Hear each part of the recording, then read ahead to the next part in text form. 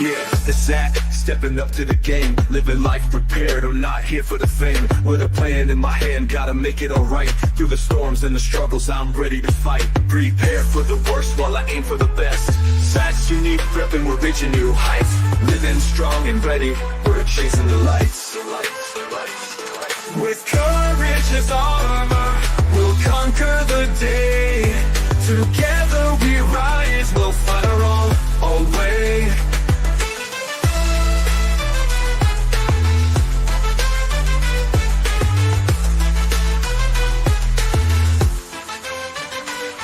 Stacking knowledge and skills, I'm building my base. In this world of chaos, I'm finding my space. No fear in the hustle, I'm sharpening my tools. When the world brings the waves, I'm breaking the rules. Stand tall, keep grinding, never lose sight.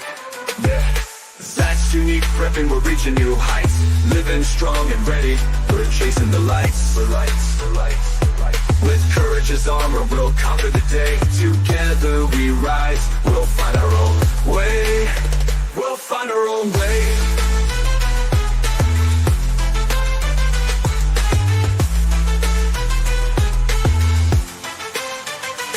Stand tall, keep grinding, never lose sight. Stacking knowledge and skills, I'm building my base. In this world of chaos, I'm finding my space. No fear in the hustle, I'm sharpening my tools. When the world brings the waves, I'm breaking the rules. Stand tall, keep grinding, never lose sight. Never lose sight. Yeah, stand tall, keep grinding, never lose sight. Lift brick every chain, with Zach in the lead. We'll never feel pain, never feel pain, never feel pain. With Zach in the lead, we'll never feel pain, never feel pain, never feel pain. With Zach in the lead, we'll never feel pain. With Zach in the lead, we'll never feel pain. With Zach in the lead, we'll never feel pain. We'll never feel pain. We'll never feel pain. We'll never feel pain.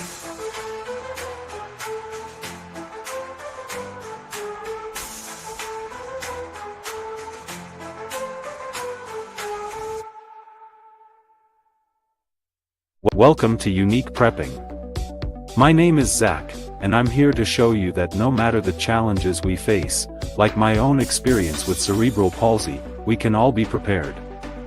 Prepping isn't just about survival, it's about independence, confidence, and community. You see, prepping is for everyone. It's about taking control of our future, no matter our limitations.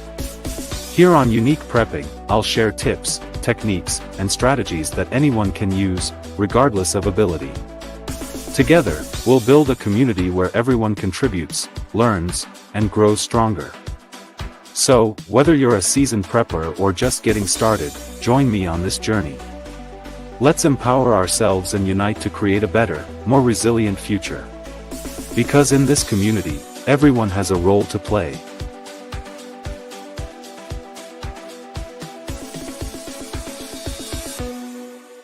At Unique Prepping, we're all about building stronger communities and preparing for the unexpected. Now, we're taking our mission even further by partnering with Stolen Spirits, a powerful initiative focused on raising awareness for missing and murdered Indigenous women and girls.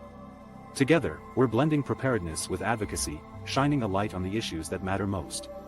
Join us as we unite for a cause, inspire change, and build a future where every voice is heard and every life is valued. Unique Prepping and Stolen Spirits, stronger together.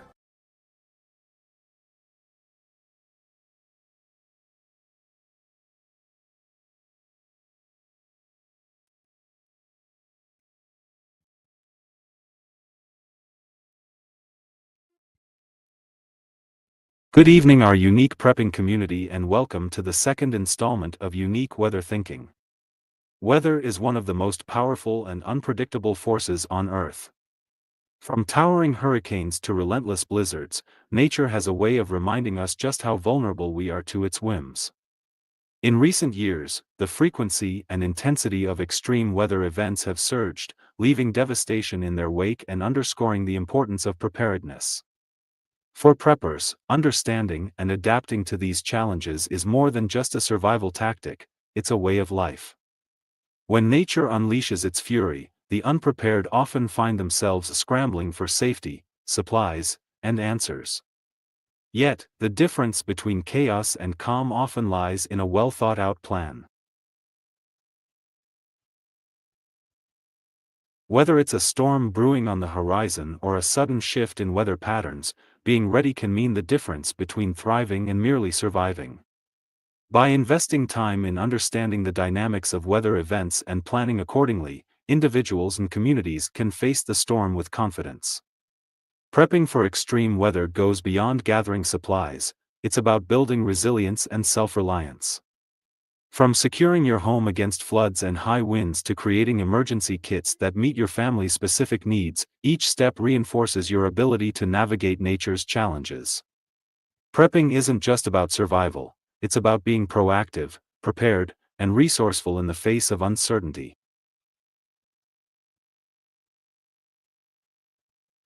The lessons from major disasters, such as Hurricane Katrina or the Texas freeze of 2021, remind us that even the most advanced societies are not immune to nature's wrath. These events often expose gaps in infrastructure, communication, and preparedness. For preppers, these lessons serve as valuable case studies for improving personal and community readiness. Understanding what went wrong, and what worked, can shape strategies that save lives in future emergencies. In this series, we explore the art of weather preparedness, focusing on actionable steps that empower individuals and families to weather the storm. From recognizing early warning signs to building a robust emergency plan, each episode equips you with the tools and knowledge to face the unexpected. The goal is simple: to turn fear into confidence and chaos into control when nature decides to strike. It is not just about stockpiling resources, it's about fostering a mindset of adaptability and resilience. It's about asking the hard questions. Are you ready for a week without power? Can you evacuate quickly if necessary? Do you have a network of support in your community? By addressing these questions head-on, we can create a culture of preparedness that thrives under pressure. Whether you're new to prepping or a seasoned expert, this episode offers valuable insights and practical tips to refine your approach. Join us as we delve into the essentials of weather preparedness, learn from experts, and draw inspiration from real-world success stories. Together, we'll uncover how to transform vulnerability into strength and ensure that you and your loved ones are ready for whatever nature has in store.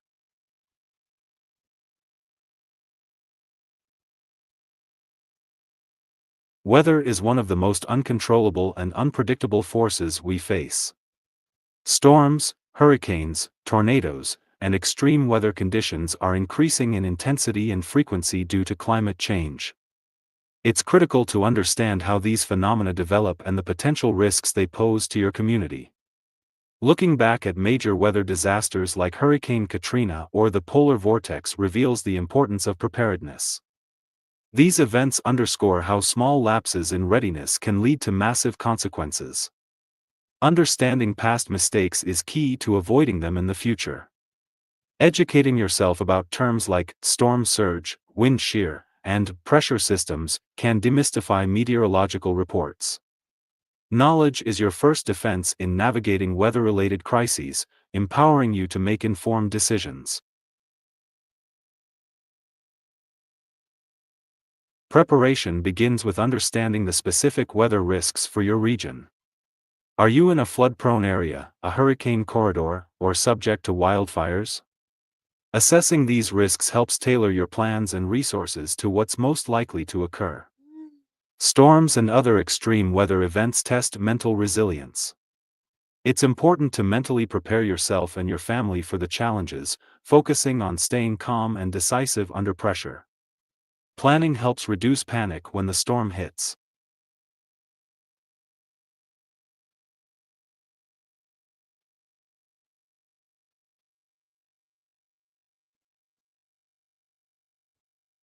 Very serious topic. We are in the midst of a very serious cold snap up here in the north. The only way I can actually film this video is if the cameras are inside my truck right now being constantly warmed, because cameras and most electronic devices won't function for about 5 minutes in these kind of temperatures. The majority of people are going to die of exposure up here if the hits the fan and the natural gas stops flowing. That's just all there is to it.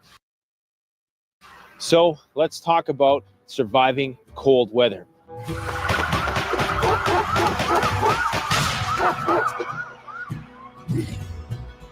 One of the first things that people are going to die from is exposure. It's not going to take long for your body temperature to drop below optimal amounts out here. And you're probably going to notice throughout the course of this video, in spite of the fact that I'm in my level 3 survival gear right now, my speech is going to start to slur because honestly, it gets so cold that even just moving your mouth out here talking can become very laborious.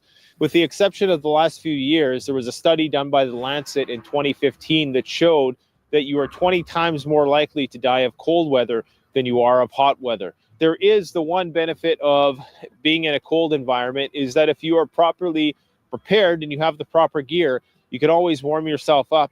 It's not always as easy to cool yourself down in a hot environment. Now, one thing you need to realize is that the body, as intelligent as nature is, Hey, sorry for interrupting. Isn't that annoying? What if I told you there was a way to get rid of ads like this forever? the body's also kind of dumb because it hasn't caught up with the fact that our mental faculties have evolved rapidly over the last 10,000 years. As a result of that, the body's main objective in a cold situation like this is to keep the core warm. That's its main mission. And that's going to come at the cost of restricting blood flow to your extremities. And that's going to mean that you're not going to be able to do the finer tasks, which might actually help you get warm in a survival situation. The body still thinks it's 20,000 years ago, and the best way to ride something like this out is going to be to hibernate and to basically take all blood away from the extremities. The core vital organs, the heart, and all of that hasn't caught up with our more nascent features like the neocortex, cerebral cortex, which is what's going to allow us to have those finer motor movements that we might start a fire with a bow drill, go and harvest some firewood, stuff that we're going to have to do to keep warm, build a shelter. The body essentially is quite dumb when it comes to self-preservation in the cold. Now, as you can see, I look like a 80s rock band dejected member of Kiss or something like that, one of those hair bands. Nobody said that this prepping thing was going to get you dates and fashionable accolades. This prepping thing is about function over fashion. When the shit hits the fan, you're going to be the envy of most people, and that's probably not going to be a good thing when the whole cannibalism thing takes off. So what I'm wearing here is a lot of animal fibers. And I know a lot of people, they misconstrue the wearing of fur for preparedness and for survival with the whole fashionable fur is murder stuff of the 70s, 60s, and beyond that. Okay, the old fur trade, a lot of it was about fashion for a while. Before that, however, it was about survival, because that's the only way you can survive out here. Nature's materials are far more robust and more intelligent than mankind's creations will ever be for a long, long time. There is no synthetic garment known to man that is going to keep you alive out here in a way that is going to allow you to still maintain some dexterity with what you're doing. You can wrap yourself in insulation, but you're not going to be able to do a whole lot. That's why nature took millions of years, billions of years in some cases, to create fur for mammals so that they can navigate environments like this. So as you're seeing here, I'm wearing a lot of fur garments, but the thing about these fur garments is that these are going to last me a lifetime, whereas the 20, 30, 40 pairs of mitts and gloves and socks and different types of pants and jackets that you're going to wear throughout the years are going to lead to a much higher carbon footprint. So just keep that in mind before you go down there in the comment section and start throwing shade. The carbon footprint of this is significantly less. So starting at the top, I have a leather trapper's hat that has a coyote fur trim lining, very generous amount. We also have one of the warmest jackets out there. This is the Outdoor Survival Canada Atka jacket. It's not as warm as their Mission jacket, which is rated to -60. This is rated to -50 just by itself. That's not counting what you're wearing underneath it in terms of layers. I have my coyote fur mitts with buffalo hide on the palms. And then they also have a sheepskin liner in here. And then I'm actually wearing the Atka overalls underneath the jacket, which add a significant amount of heat to your core because the overalls actually come up to about here. So the difference between wearing the overalls and just the jacket is literally night and day. It's very, very warm. In fact, I would not recommend wearing the overalls unless it's below -20 for an extended period of time. Right now, at these temperatures, it's perfectly suited. For boots, I have the Baffin Eiger boots. These are actually rated to -100, believe it or not. No one seems to know this, but Amazon actually has a $50 million fund that they have to pay out every single month. And here's how. And I have a sheepskin liner in there. Now, in spite of that, that all sounds good, but realistically, you can take that number and you can easily have it to get the real amount. It's kind of like those radios who boast 60-mile range and really they're only 5-mile range. That's basically what you're getting with a boot. And of course, it's only as good as the circulation to your feet. So you're going to see some thermal images here of feet and hands, and it's going to show you how little heat actually goes to your extremities, to your toes and your fingers. So it's very important that you try to find a way to keep those warm. Now, so long as your core is warm, then your body is going to keep regulating blood flow to those regions. It's not going to vasoconstrict and try to restrict blood flow to the extremities if that core can be warm. So that's why it's so important to keep your jacket and keep your torso area as warm as possible. I'm going to post a link in the description to an extensive study which was done on caloric expenditure in colder temperatures. It's a meta-analysis of studies that were done with soldiers and their caloric needs when in cold environments. And drum roll, please, Captain Obvious here. It takes a lot more calories to survive in a climate like this, up to 7,000 calories a day. And I would venture to say in a true survival situation, it could even be up to 10,000 calories a day because it takes your body a lot of energy in order to keep warm. This is something that you absolutely don't want to underestimate, how many calories you need in order to survive out here. That's why an hour invested in collecting firewood, it might seem like a big investment of energy, but that's going to provide you that 6 hours of warmth so that you don't have to expend twice the amount of calories throughout that 6 hours. So you have to look at it that way. There is an inverse relationship with the temperature drop and the amount of calories that you need. What they found is on average, in -20 conditions, a soldier would need between 4,000 to 5,000 calories a day just to sustain their body weight. And of course, soldiers have barracks. They're not outside all the time. So when you're in a true survival situation and it's -35 like this, you are expending a lot of energy.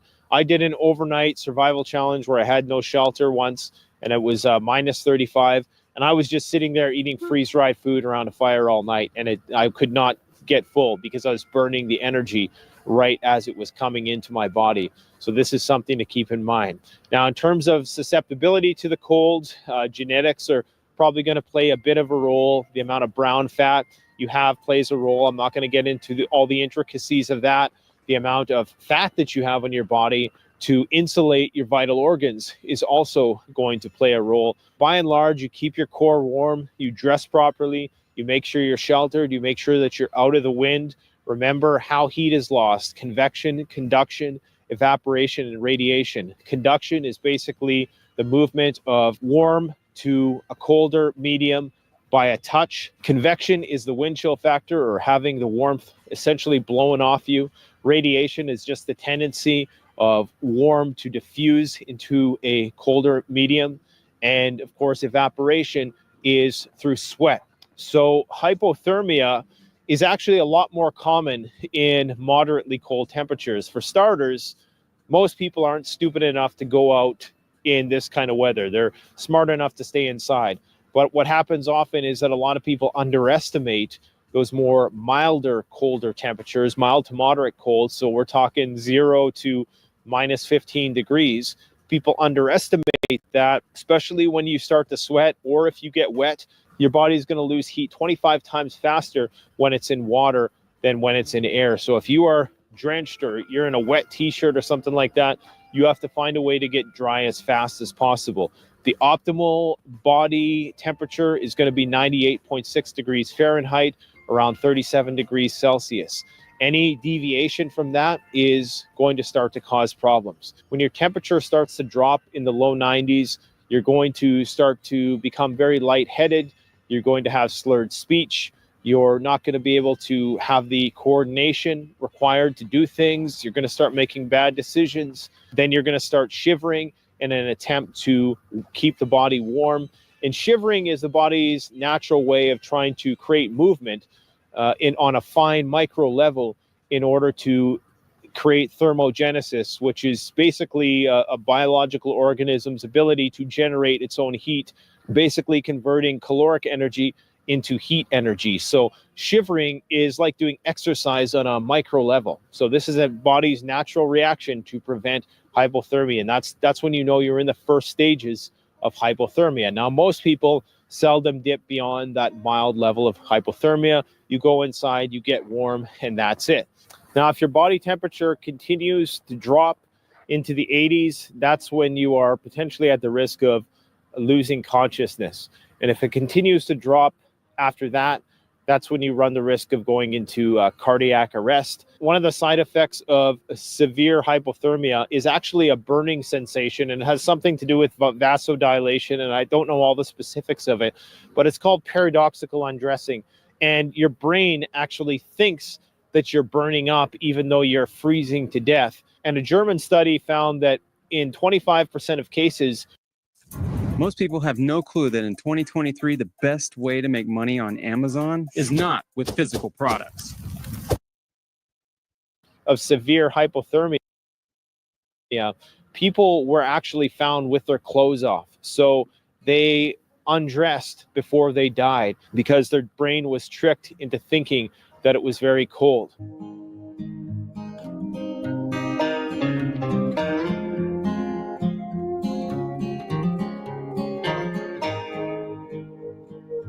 Another thing you don't see me wearing right now are goggles or some eye protection. Your corneas absolutely can freeze, especially if you're on a snowmobile or you're traveling and you're going into a headwind. It's absolutely imperative that you have some sort of eye protection.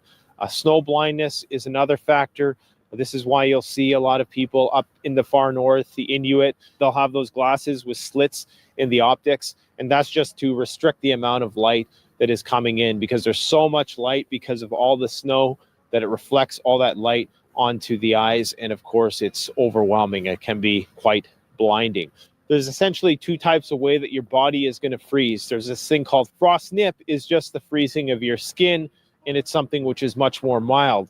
Frostbite is more subcutaneous in nature, so that's going to be the freezing of the actual muscles, the fat, the ligaments, the bone, essentially, and which of course is going to have potential long-term consequences, possibly even amputation. So all the more reason to make sure that you keep your extremities as warm as possible. And I'm telling you right now that the only reason why my hands are warm and the only reason why I'm able to make this video right now is that I have a goose down jacket from Survival Canada with 650 goose down fill. I have my coyote fur trim mitts. I have my Baffin boots with my sheep lining inside. And of course, my trapper's hat with the coyote lining. That is absolutely the only way I'm able to do this right now. So you need to be prepared. The majority of people are going to die of exposure up here if the shit hits the fan and the natural gas stops flowing. That's just all there is to it. And there's not going to be many workarounds. Even if you plan on bunkering in and bugging in and insulating a room in your home, eventually you're going to have to go out, whether that's to stand in a bread line or to chop wood. You're going to have to go out into the world and do stuff, and you're going to need the gear and stuff like this. This jacket I've had for over 4 years. I know that this jacket is going to be with me for at least another 10 years. I know these mitts, I'm going to have them for a lifetime. The boots, all that stuff is going to last for a long, long time. So this is in my opinion, one of the best investments you can make for winter preparedness is your wardrobe. And it really is a wardrobe in the truest sense of the word when we're talking about doing battle with the elements. So it's absolutely imperative, guys, that you have a contingency plan for winter, that you get out there, you try to acclimate yourself, you get yourself accustomed to working in these types of conditions. Even if you don't live in a place that tends to get that cold, it's very important that you've had some exposure and some training in this type of environment, some familiarity with it. So if it does hit you, it's not going to be a huge shocker. Another thing to keep in mind is that in winter, you're going to be expending a lot more energy, not just by virtue of thermogenesis and trying to keep your body warm, but whether that's commuting, especially by foot, walking through snow is far more laborious, especially if you don't have snowshoes, than is going to be traveling in the summertime. So you got to factor all these things in. The only saving grace with winter time, and there's a few benefits to winter survival that I've talked about in videos that you can go and see here. One of the things that is great in winter time is that you can use a sled to tow your gear, and it's actually a very energy efficient way of towing gear. You could make a sled very simply. We'll show you how to do that in a future video, or you can of course just go and get yourself a sled from a local hardware store while you have the chance. So I would strongly advise you to not underestimate the cold. It is absolutely imperative that you have a plan of action for these types of conditions. Let me know how you plan on enduring a winter power outage where you live. And if you live in Florida, well, I guess you're sitting pretty until the waters start to rise. Thanks for watching, guys. Stay safe out there and stay warm. Happy New Year, Canadian Prepper.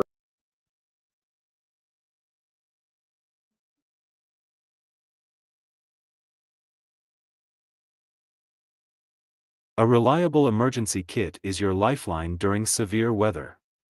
Stock items like non-perishable food, bottled water, a first aid kit, flashlights, batteries, and weather-appropriate clothing. Ensure every family member, including pets, is accounted for. Fortify your home against potential weather hazards. Install storm shutters, reinforce doors, and inspect roofing for vulnerabilities. Knowing how to safely cut off utilities like gas and electricity is also critical during emergencies. During extreme weather, communication is vital. Devices like the Baofeng UV5R radio allow for reliable contact when cell service fails. Share emergency plans with family and neighbors, ensuring everyone knows their role.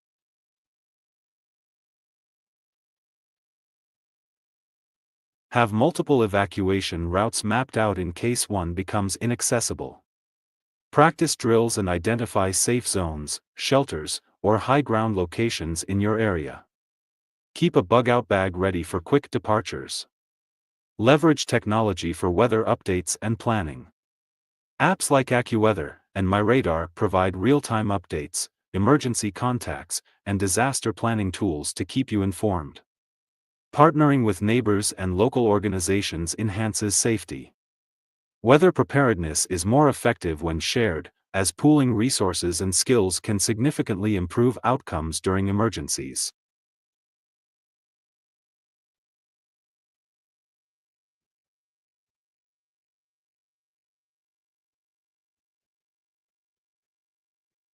They're all gone. If it's only out for a few hours, not a problem. Kick back, enjoy some hot chocolate, and kick your feet up next to the fireplace. But after a few hours, you begin to notice that the power is not going to come back on. Your phone is almost out of batteries, and the approaching night with record temperatures is about here. And to make matters worse, the roads are now impassable.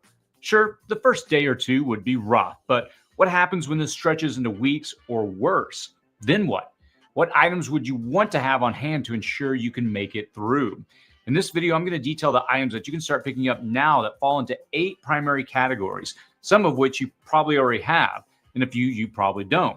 So let's jump in. Safety. I purposely chose safety as the first category because it's so critical that we have essential items in place. Now, the first one we want to cover is a fire extinguisher. Now, look, even if you're very careful and you don't start a fire, you have to remember that your neighbors, they may not be as prepared as you are. When electrical systems fail and people turn to fire as their main heating source and lighting source, the chances of a fire increases exponentially. You also have to remember that you are your own first responder when the grid is down.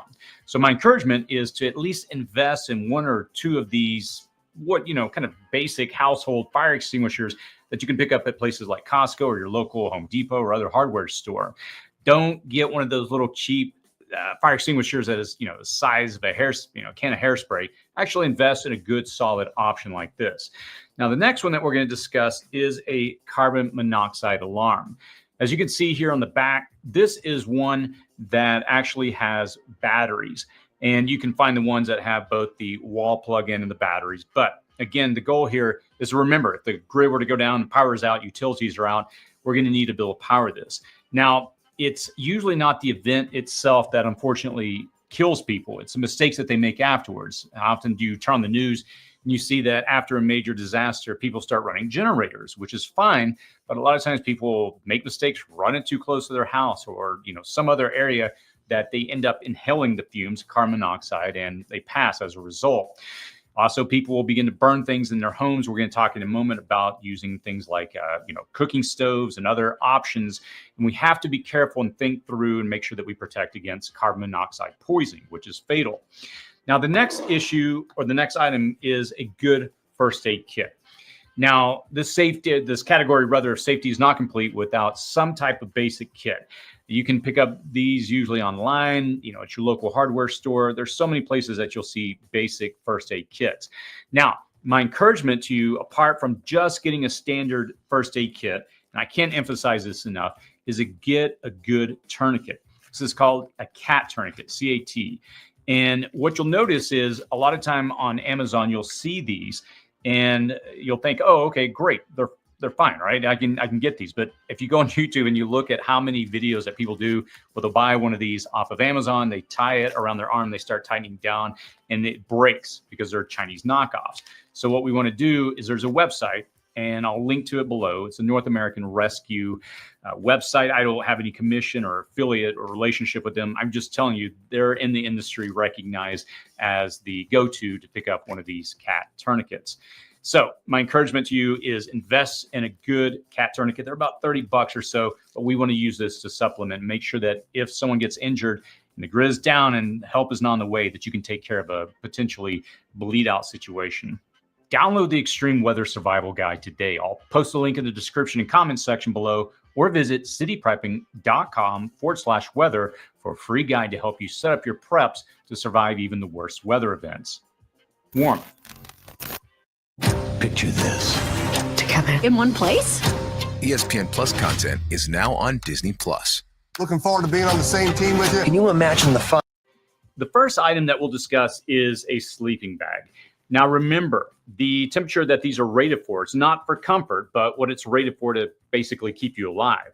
Also, you do not want to sleep directly on the floor with these. If you get into a sleeping bag and you're, sleeping on the floor or something like that, you're going to need to put some type of blanket, a thick blanket, a pad, or something underneath. Otherwise, the ground will just pull the heat right out of you pretty quickly.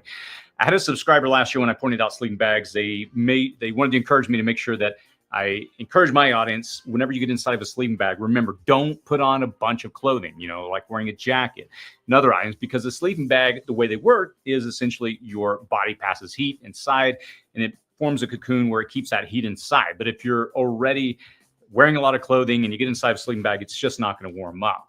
So what you want to do is effectively just wear a single layer, something light, kind of a midweight base layer. I've got some insulating clothes that I wear, like long johns, that whenever I get in a sleeping bag, that's all I wear. It's breathable, so I don't get moisture buildup in the clothing, but yet it lets the heat get into the sleeping bag. All right, now the next item is a wool blanket. Now, there's a reason why these continue to be popular. It's because nothing can really beat them. They're a natural, material. They offer natural insulation. They're moisture wicking, temperature regulating. They're durable. They're hypoallergenic. They're odor resistant. You could go on and on. They have a lot of great qualities, but they really make an excellent option. I keep these outside in my garage with all our camping gear. I keep them stored away in a tote that we have on standby if we have to leave. And they're not cheap, but they're something that can last for a long time. They're portable, and my encouragement is, especially in the winter, have these available, at least one or more, enough for whoever needs them. Now, the next item is an electric blanket or pad. Why do I bring these up? Well, you can really keep your core and extremities, keep the temperatures a few degrees warmer than without. And the advantage of these is they don't really draw a lot of power compared to something like a space heater which we'll discuss momentarily about how do we actually go about powering these if you're bringing up a heating source that's, has to be plugged in. I'll talk about that momentarily. But these are relatively light on how much they need to power. So definitely a good option to have. Now, another one is a hand warmer. And these are actually electric rechargeable hand warmers, believe it or not. So again, when we talk about heating or rather power sources in a moment, we'll discuss how we would go about powering these and using that. But keeping your extremities, your hands, your feet warm, it's going to be invaluable. Now, the next item up is some type of hot water bottle, a bladder like this. Again, it doesn't have to be a metal bottle, but I've got some here that are. And filling these up with hot water and actually sliding this inside of either your clothing, a sleeping bag, under a blanket. This is really going to allow you to get by during freezing temperatures in a cold night. Now, obviously, you're not going to want metal on your skin or something like this. So you can slide a sock over it and actually, again, stick it in your sleeping bag or wherever it is you're sleeping to have this, output the heat overnight. Now, the last item, this is not an item that you need to go down and buy, but your pet. Remember, if it's really cold out, keeping your pet sleeping on your bed is obviously you're going to transfer that, or they'll transfer the heat over to you. Clothing. Now, regarding clothing, what we want to do is we want to layer and we want to avoid sweating. If you're sweating, you're going to get your clothes wet, which will only wick away warmth from your body. Now, when it comes to layering your clothing, what I do is I start with a liner, something like, the synthetic pants. These are just, your basic long johns, and then a long sleeve upper just liner that I wear on, again, my upper body. Now, as far as what I layer on top of that, obviously we work up to pants, and I've got some pants in here. I keep these in our emergency go bag.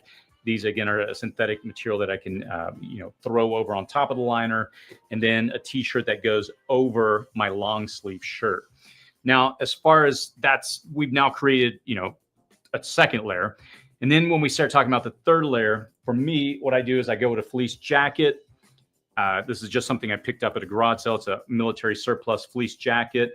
And then on top of that, I use a basic windbreaker, rain resistant, kind of like a ski jacket from North Face. I've had this for 20 some odd years. But whenever I'm out in cold conditions, I just layer up. And as I get warm, I can peel off a layer at a time as needed. Obviously, you want to have some type of cap to go on your head. I just have a fleece cap here and gloves. And the last item, of course, is socks, some kind of a thick, material. I forget what these are called. I'll have to put a link in the description section below. I did some research and came up with these socks a while back. And then, again, there are new advances in technology that have electrical clothing on the market. I don't live in an area that really justifies buying something like that because it just doesn't get that cold. The other item when we talk about clothing, we have to discuss, of course, some type of boots or shoes that are designed for cold weather. Of course, if you don't have any boots on hand, wear what you have. But I have these with all our emergency go equipment that we have in the garage so that if we had to head out quickly, we could. Now, one note about boots or whatever you have, if we're heading into winter, I usually go through, clean them off, and then spray them down with a waterproofing material so that if we're in a rain season, they're good to go. Shelter. Take a look at this strange device that I'm holding in my hand. It's smaller than a quarter, but I believe it's going to power Elon. The first item that we'll discuss is a tent. This is a basic 4-man tent I've had for about 10 years. Why do we want a tent? Well, what you can do is if you retreat to a smaller room where you're creating your own kind of controllable environment, you can set this up, and then you have essentially a shelter within a shelter. You can create a small microclimate that you can get into. And again, it allows you to just control that environment over a larger room if the temperature begins to drop, especially at night. Now, speaking of going into a smaller environment, this is why I also keep plastic sheeting, something like a painter's just sheeting. I picked this up at Home Depot, something like a tarp. Well, let's talk about the plastic sheet first. This allows us to seal off windows that maybe are drafty, or if we have doors that we're getting a lot of drafts. The point is we want to be able to control and seal off certain areas where there's an exchange between hot air and cold air. The other thing is, if you have a room that you want to use and you're saying, hey, I just want to retreat to this small room, but maybe the area leading in doesn't have a door, well, you can just hang these up on the wall and create, again, this small microclimate. Now, also, you're going to need duct tape. I don't know how much duct tape I have around the house. I've got this stuff everywhere. It serves a lot of purposes, but we can use this to seal off that environment. And the last item on this kind of category is just a basic tarp. And again, if you have some type of roof leak, depending on the type of the storm, or if you want to create, again, a microclimate like we talked about a second ago with a tent, you could throw one of these over a table. And again, you're creating that microclimate environment. Again, tarps just serve so many purposes, especially in a disaster situation. Now, we do want to take into account, we just talked about sealing things off. We do want to allow for ventilation to make sure that you have breathable air, especially if we're talking about using things like a stove or some type of lantern, which we'll talk about momentarily. Speaking of tarps, let me just say this one last thing. I don't know how many houses I've seen whenever the storms pass through my area, and whether a roof gets damaged or someone has a leak, you'll sometimes, not all the time, see people going out and putting this up on the roof. So again, we're just kind of getting ahead of potential problems when we talk about a storm situation. Now, the last item in this category is an aluminum bubble wrap. When I did this video last year in the comments section, a lot of people pointed out, hey, when you recommend this video again in the future, make sure you talk about bubble wraps, especially aluminum. You can use this to quickly insulate your home by taping it to windows, creating a reflective vapor barrier. Now, again, I've got a lot of feedback from my community that these are useful to put in things like their apartments or vehicles to either keep the heat out or the warmth inside. So definitely don't overlook something like this. Just keep it on standby. And if the disaster situation is such that you're without any type of heating or cooling, or heating in this particular case, this will allow you to really create just another layer of insulation for you. Tools. The first items we'll discuss are propane tanks. We've got the small portable, canisters here. We've got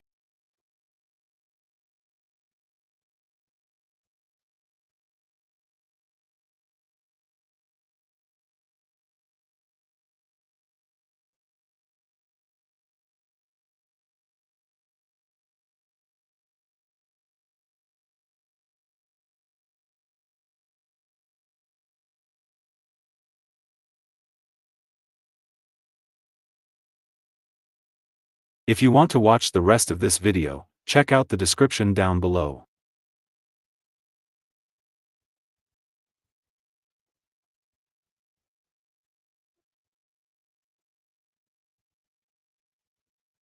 Prepping isn't just about surviving, it's about thriving even in the face of adversity. Having the right mindset can make all the difference. Approach weather emergencies with calm, resolve, and adaptability. A positive outlook can boost morale and encourage creative problem solving. Self-reliance is key during a storm. Generators, solar chargers, and alternative power sources can keep your home functioning when the grid goes down. Learn basic survival skills like cooking without electricity, purifying water, and managing waste during prolonged outages. Food security is essential. Stock up on non-perishable items that don't require cooking, such as canned goods, freeze-dried meals, and high-energy snacks. Rotate your supplies to keep them fresh, and experiment with recipes that use minimal resources to maintain variety in your diet. Emotional resilience is as important as physical preparedness. Weathering a storm can be a stressful experience, especially for children and individuals with unique abilities. Create a calming environment by including games, books, and comfort items in your emergency supplies. Stay informed and adaptable as conditions change. Monitor updates from reliable sources and adjust your actions accordingly.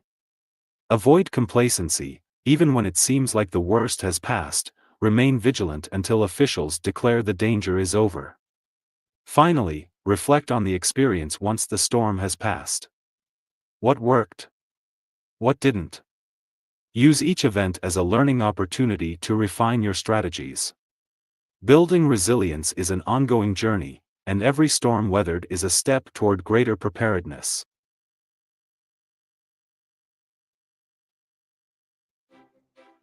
Hey everyone, welcome back to Reliable Prepper. I'm excited you're here today because we're diving into something that's critical this time of year, especially if you're someone who likes to be ready for anything, surviving the winter under tough conditions.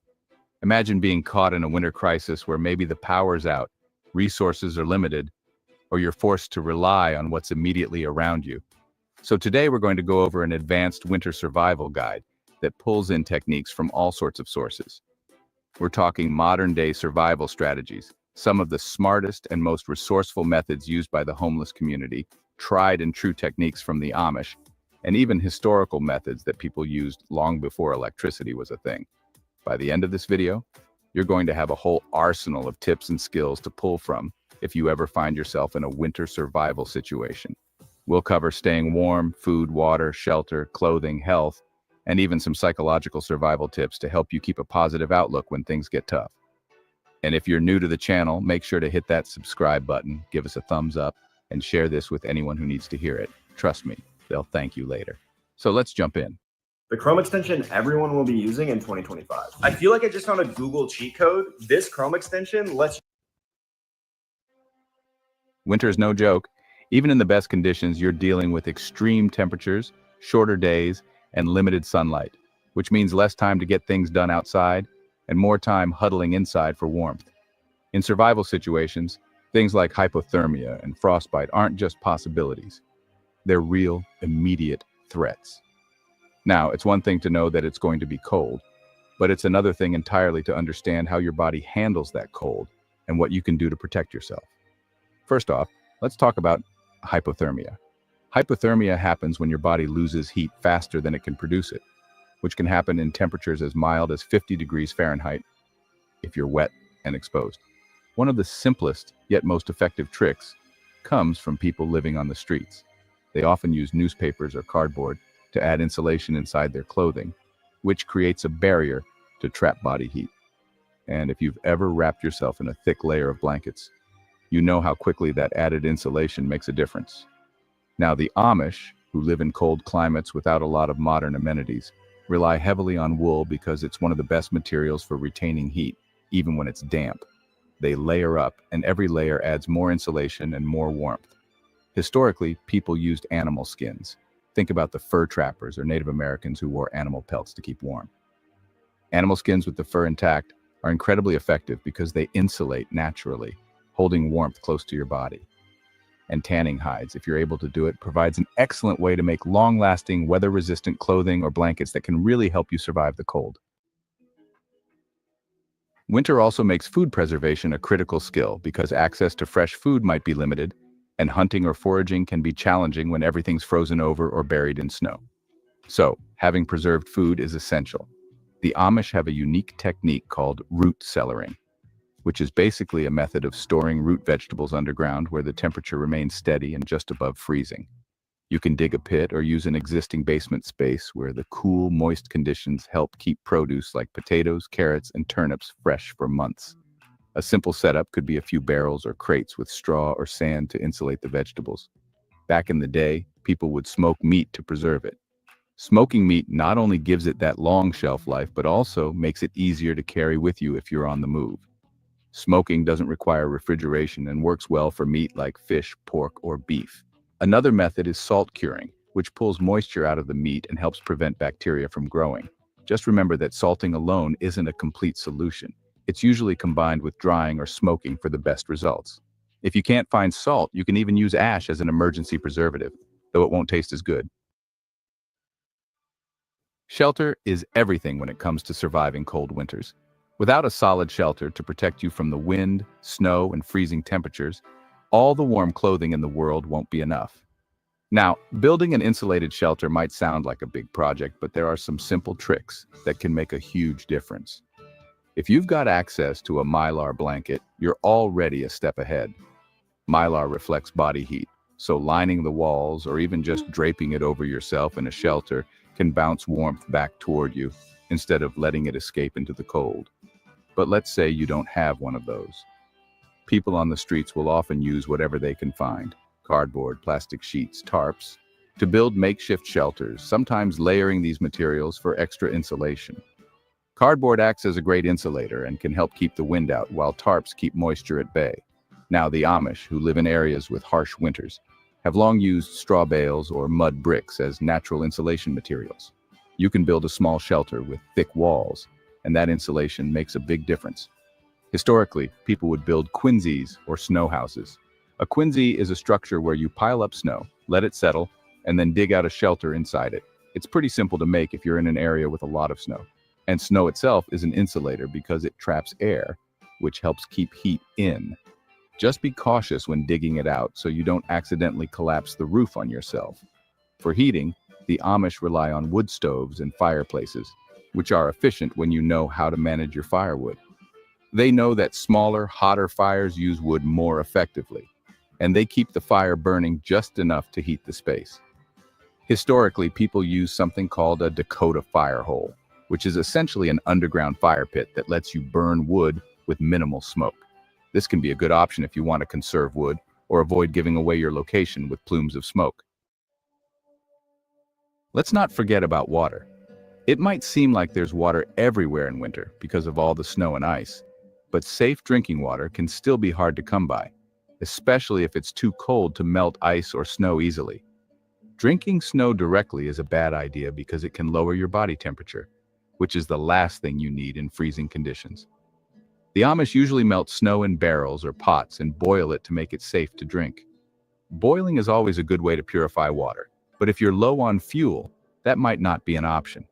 People who live on the streets will sometimes filter water with makeshift materials or even let water sit and settle, allowing dirt to sink to the bottom. A quick trick is to use charcoal and sand to make a DIY filter. Back in history, when boiling wasn't an option, people often used solar stills to purify water. While it's a slow process, you can make a solar still even in winter conditions by setting up a container, covering it with plastic, and allowing the sun's rays to cause condensation. The condensed water then drips into a collection container. It's a slow but effective way to get purified water when other options aren't available. All right, let's get into clothing. It's essential to dress smartly in winter because the wrong clothing can leave you exposed to frostbite or hypothermia. The key here is layering. The Amish are big believers in wool and flannel for good reason. Wool retains warmth even when it's wet, which makes it ideal for winter wear. They layer up with wool coats, flannel shirts, and wool socks to trap as much heat as possible. Back in the old days, people used animal furs for clothing, especially from animals with dense, warm fur like wolves, foxes, or bears. These materials provide insulation in a way that modern synthetics can't quite replicate. If you're in a bind, take a tip from the homeless community. They often use plastic bags inside their shoes to help keep feet dry and to trap heat. Wet feet lead to cold feet, which can lead to frostbite. So any trick that keeps moisture out is worth it. Additionally, you can add insulation to your clothing by stuffing dry grass, leaves, or even paper between layers. The Amish are also big on quilting, and you'll find quilts aren't just for sleeping. They can be worn as wraps or even turned into ponchos if you're in a cold environment. Historically, people used down feathers for warmth, which is still one of the best natural insulators available. Let's talk about food because you'll need energy to keep warm. It's important to focus on high-calorie, nutrient-dense foods in winter because your body needs more fuel just to maintain its core temperature. The Amish often grow winter greens like kale or spinach in cold frames or hoop houses, which act like mini greenhouses and protect the plants from frost. They also can vegetables in the fall so they have a growable food source through the colder months. A cold frame is basically a box covered with glass or plastic that you place over plants to keep them warm even when it's freezing outside. It's simple but really effective if you're looking to keep some fresh greens around during winter. Cold frames can be built cheaply with materials like old windows or even plastic sheets, and they help keep plants like cabbage, kale, and root vegetables from freezing, so they stay fresh for you when the days are short and chilly. Historically, people had to rely heavily on hunting and gathering in the winter. Since fresh produce wasn't available, they would often trap small game like rabbits or squirrels, which are plentiful even in colder months. Snares are simple traps that can be made with minimal materials, and they're a lifesaver if you know how to use them properly. Even a little protein can make a big difference when you're low on food sources, so learning to make simple traps can be a valuable skill. And then there's fermentation, which might sound fancy, but it's really simple and incredibly useful. In colder months, the Amish use fermentation for foods like sauerkraut, pickles, and even kimchi, which are loaded with probiotics and preserve well. Fermented foods don't just taste great, they're also packed with nutrients and help keep your immune system strong. Historically, people made something called pemmican, which was a mixture of dried meat, fat, and sometimes berries. Pemmican is high-calorie, long-lasting, and doesn't need refrigeration, making it one of the most efficient survival foods out there. It's dense, portable, and can last for months without going bad. If you're prepping for winter, it's definitely worth having some high-energy preserved foods like pemmican or dried meats on hand. Health and hygiene are areas that get overlooked in winter survival, but they're just as important as food and shelter. Let's be honest, winter isn't the easiest time to keep clean, especially if you're in a survival situation where resources are limited. But staying clean can actually help prevent a lot of winter-related health issues, so it's worth the effort. One of the biggest challenges is keeping your feet dry, especially if you're constantly moving or working outside. The homeless often use newspaper or even plastic bags inside their shoes to help keep moisture out and provide a bit of insulation. Changing socks regularly, or at least drying them out whenever possible, can make a huge difference in your comfort level and prevent things like trench foot, which is no joke in cold, damp conditions. The Amish are big on natural remedies. They use herbal treatments to fend off colds and other ailments during the winter. For example, echinacea is known for boosting immunity, and elderberry syrup is often used to fight colds and flu. These natural remedies have been around for centuries because they work. If you're planning to go off the grid or be without modern medicine, it might be worth learning a bit about herbal medicine and stocking up on some of these natural treatments. Historically, people used honey and vinegar as natural antiseptics, which are great for wound care if you don't have access to first aid supplies. And hygiene isn't just about staying clean. It's about preventing illness too. Washing your hands, face, and feet as often as possible is a simple step that goes a long way towards staying healthy. Even if you don't have access to soap, scrubbing with clean water and a cloth can remove a lot of bacteria. In harsh winter conditions, where medical help might be far away, staying on top of hygiene can prevent issues like infections, colds, and respiratory problems, all of which are harder to deal with in freezing temperatures. At Harbor Freight, we do business differently from the other guys. We design and test our own tools. The dark days of winter mean you are going to need a reliable source of light. The Amish often use kerosene lamps or oil lamps to light their homes, and they make their own candles from beeswax or tallow, which is animal fat. If you've never made a candle before, it's surprisingly simple and something you can do even without specialized equipment. Tallow candles don't smell the best, but they burn for a long time. And if you're in a survival situation, that's what matters. In historical times, people would make something called rushlights. They dip dried reeds or grasses in animal fat, which would burn for a little while and give off light. It's not as effective as a full candle, but if resources are limited, it's better than nothing. And these are easy to make if you have some fat and something that can act as a wick. Lighting is not only about visibility, but also morale. Sitting in darkness can really wear you down mentally, so even a small candle can lift your spirits and make things feel a bit more normal. When it comes to communication, things get a bit trickier in a winter survival situation, especially if you're off the grid or if power lines are down. Historically, people use smoke signals or drums to communicate over distances, and while that may sound ancient, those methods can still work if you're trying to signal for help. Another trick is the 3 rule 3 fires in a triangle or 3 piles of rocks can signal distress, and it's something most rescue teams will recognize. If you're lucky enough to have a radio, make sure it's fully charged or have a wind-up radio on hand so you can stay updated on weather conditions or potential rescue information. Winter survival is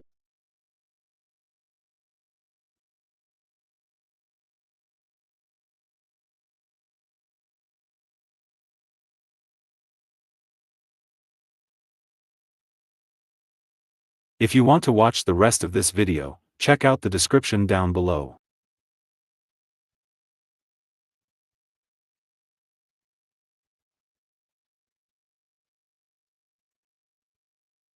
Thank you for joining me for part 2 of Unique Weather Thinking. I hope this series has inspired you to take action in preparing for the unpredictable forces of nature. Together, we can face any storm with confidence and resilience. If you found this content helpful, please take a moment to like, subscribe, comment, and share this video.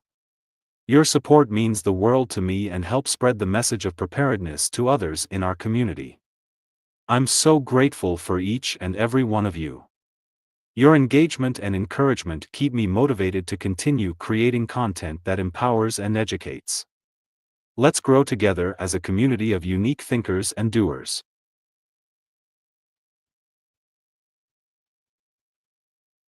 Don't forget to check out the links in the description for ways to support Unique Prepping. Whether it's through donations, sharing resources, or simply spreading the word, every bit of support helps us make a difference. Remember, prepping isn't just about survival, it's about thriving no matter what challenges come your way. Together, we can build a more resilient and united community that looks out for one another. I love you all and appreciate the time you've taken to be here. Let's continue to prepare, support, and inspire one another as we face the uncertainties of the future.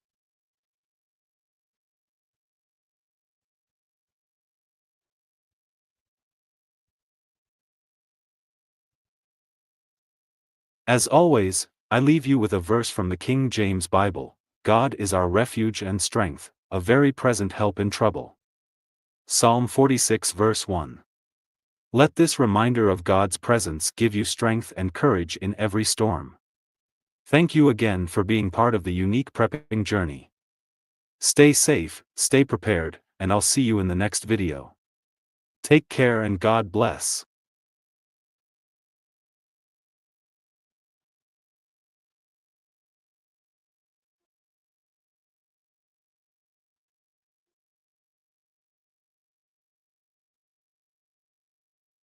Nutrient Survival isn't just survival food. It's Special Ops grade.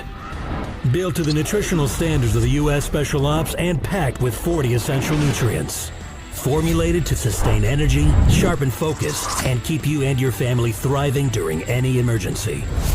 Real food, real ingredients. Oh, and a 25-year shelf life. Our meals will kick your taste buds in the mouth and have them coming back for dessert. Yeah, we've got that too. So whether you're digging in or bugging out, you don't just survive an emergency situation, you thrive in it. Nutrient Survival. Feed your freedom.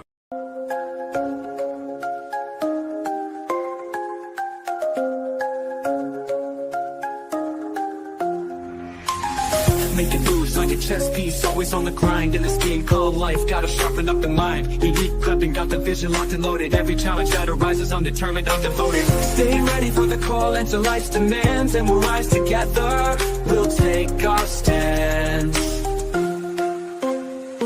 Unique prepping, it's more than a show. We're building foundations, we're ready to grow. Like, share, comment, let your voice be known. Together we can thrive, we're never alone.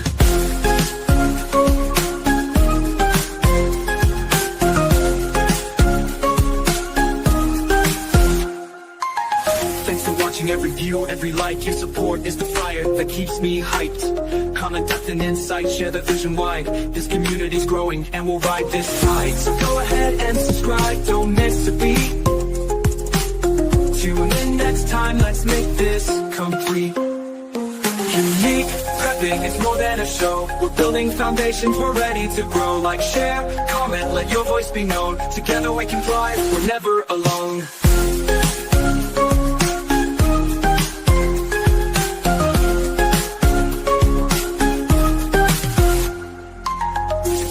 Let that fire ignite. See you next time, let's keep it bright.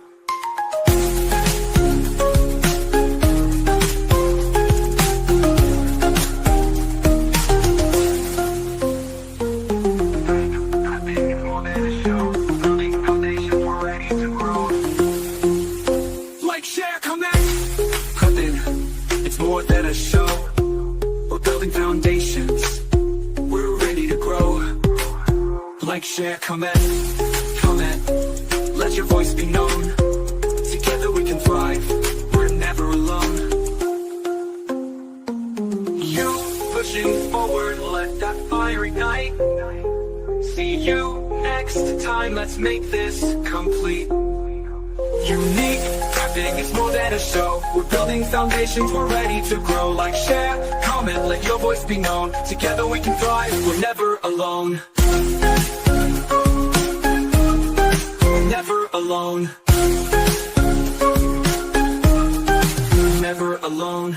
Keep pushing forward, let that fire ignite. See you next time, let's keep it bright. Yeah. Let that fire ignite. See you next time, let's keep it bright. Blessed are the peacemakers, for they shall be called the children of God. Matthew 5 verse 9 KJV.